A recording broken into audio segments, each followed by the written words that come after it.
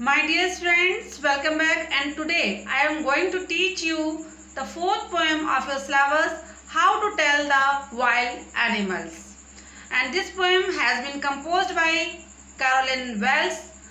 The poetess has described this poem in a very humorous way, how to recognize the wild animals by their attitudes, how they attack in this way.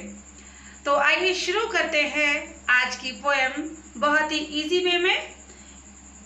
If ever you should go by chance to jungles in the east, यदि कभी एक ऐसा मौका लगता है कि आप पूरब के जंगल में जाएं, and if there should to you, अगर वहाँ पर आपके सामने एडवांस बढ़ता हुआ दिखाई पड़े, आगे आता हुआ, A large and tawny beast, एक बहुत विशाल काय, टॉनी बादामी रंग का या भूरा जानवर आपकी तरफ बढ़ने लगे.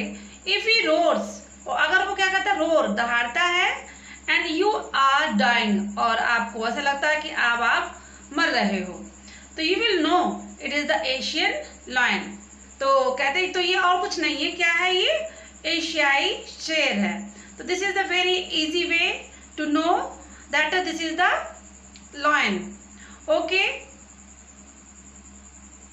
now we are going to discuss the second stanza. or if sometime, और किसी समय, when roaming around, जब घूमते हुए, a noble wild beast greets you, एक बहुत ही अच्छा नोबल, तो यहाँ कह दिएगा नोबल वाइल्ड बीस्ट, मतलब बहुत श्रेष्ठ जानवर आपका स्वागत करने लगे. आप बताइए, वाइल्ड एनिमल क्या कभी आपका स्वागत कर सकता है? नहीं. तो फिर भी इन्होंने बहुत ह्यूमरस वे में डिस्क्राइब किया है. सुने, विथ ब्लैक स्ट्रिप्स, जिसके बॉडी पर ब्लैक स्ट्रिप्स. तो स्टूडेंट्स, आप लोग पहचान सकते हैं ब्लैक स्ट्रिप्स किसके बॉडी पर होती है? टाइगर के. और येलो ग्राउंड में जहाँ जमीन नहीं है, उसके येलो शरीर पर काली जो पट्टियां होती हैं, तो किसकी होती हैं? टाइगर. जस्ट नोटिस, तो ध्यान दीजिए, इफ ही ईट्स यू, कि अगर यह आपको खाता है. दिस सिंपल रूल में हेल्प यू लर्न, तो ये जो साधारण सा नियम है ये आपको बता देगा, समझा देगा the Bengal tiger to discern. Discern में होता है कि देखना कि ये बंगाल टाइगर है. बहुत आसानी से आप जान जाएंगे कि ये बंगाल का टाइगर है. अब बताइए, जब आपको खा जाएगा तो आप कहाँ से जानेंगे? तो this is the humorous way of the poetess. Third stanza की ओर चलते हैं. इफ स्टॉलिंग फोर्थ में वॉकिंग, अगर चलते हुए आगे, अ बीस्ट यू व्यू, एक आप जानवर से मिलते हैं, यू व्यू देखते हैं, whose hide with spots is peppered. अब देखिए, हुज हाइड में बस छिपना होता है, लेकिन यहाँ पर उसके दोनों तरफ विद स्पॉट्स में होते हैं धब्बे. इस पीपर्ड मतलब अधिक संख्या में है, बहुत सारे हैं.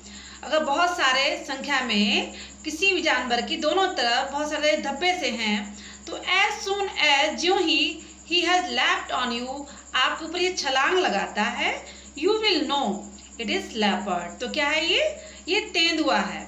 It will do no good to roar with pain, तो he will only lep and lep again. तो इसे बिल्कुल भी बिल्कुल दहाड़ेगा नहीं, ना कोई दर्द, इस प्रकार कोई आवाज नहीं करेगा, केवल वो क्या करेगा, आपके ऊपर छलांग लगाएगा. तो dear student, this is the very easy way to recognise the different animals according to poetess. फिर आगे पोएटिस बताती हैं कि इफ यू आर वॉकिंग, यदि आप क्या कर रहे हैं? वॉकिंग कर रहे हैं. वॉकिंग मतलब चल रहे हैं. कहाँ पर चल रहे हैं?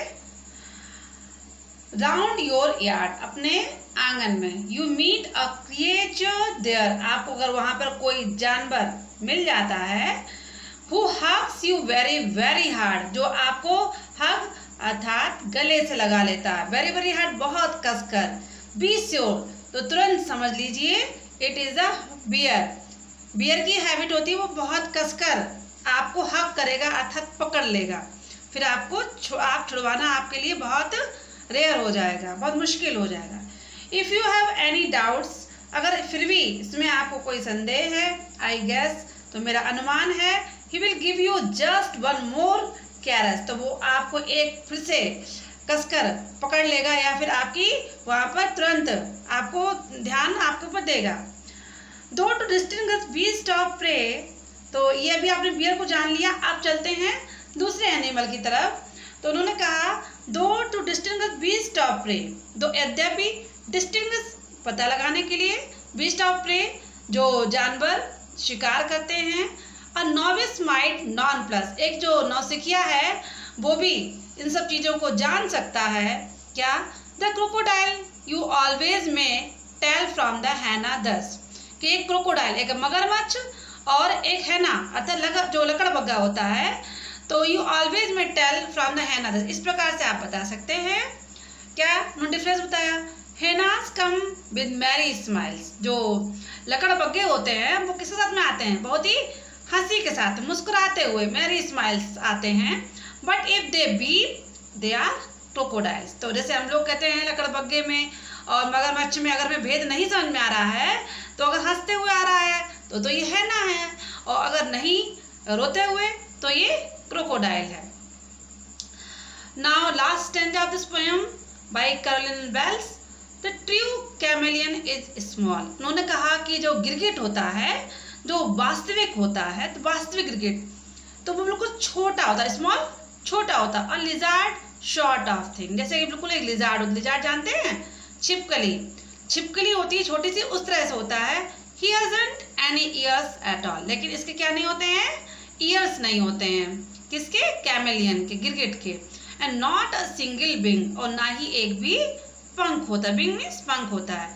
If there is nothing on the tree, अगर पेड़ पर, जैसे आप पहचानना चाहते हैं अगर पेड़ पर कुछ भी नहीं है, तो it is the chameleon you see. तो आप क्या जान सकते हैं कि ये क्या है? अगर यहाँ पर क्या है? कैमेलियन है। कैमेलियन मतलब आपका यहाँ पे गिरगिट है। Student, this is the poem by Carolyn Wells you have read today, और मिलेंगे नेक्स्ट वीडियो में। Okay students, good bye.